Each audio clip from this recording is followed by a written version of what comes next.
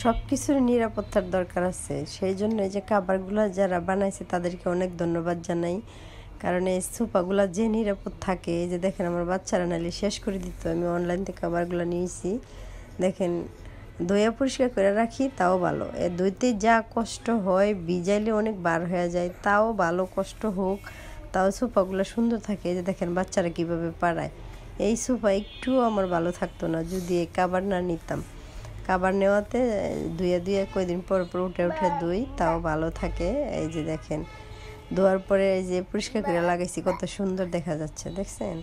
এখন আমি দেখেন আমি কী রান্না করবো। এই যে শুটকি মাছ দিয়ে এই যে পেঁয়াজ আর রসুন ভাজা ভাজা করে নিচ্ছি, শুটকি মাছগুলো ভাজা ভাজা করে নিচ্ছি। জীবনে মানুষকে যত বেশি ভালোবাসবেন তার থেকে বেশি আপনাকে কাঁদাবে। সেই জন্যে মানুষেরকে এত বেশি ভালোবাসতে হয় না, নিজেকেই নিজে ভালোবাসো, তাহলে নিজে ভালো থাকবে। মানুষকে এত বেশি ভালোবাসার দরকার নেই।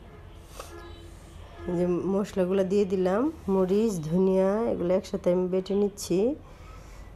এই যে ভাজা ভাজা করে নিচ্ছি। এই যে লবণ দিয়ে দিচ্ছি, হলুদ দিয়ে দিচ্ছি। একটা কিছু যদি আপনি করতে যান না, আশেপাশে মানুষের ঠু ধরার মতো অনেক মানুষ আছে, কিন্তু একটা জিনিস দিয়ে হেল্প করার মতো কেউ নেই। এরকমই সেইগুলো মানুষের কথা কানে নেওয়ারই কোনো দরকার নেই। নিজের মতো নিজেকে সাজায় নাও, নিজের মতো নিজে উপরে উঠে যাও। কেউর কথা, আশেপাশে মানুষের কথা কান দেওয়ার দরকার নেই। মানুষ কলিজা ছিদ্র করে কথা বলতে জানে, ভালোবাসা দিয়ে আগলে বুকে নিতে জানে না। সেই জন্যে কেউর কথা কানে দেওয়ারও দরকার নেই।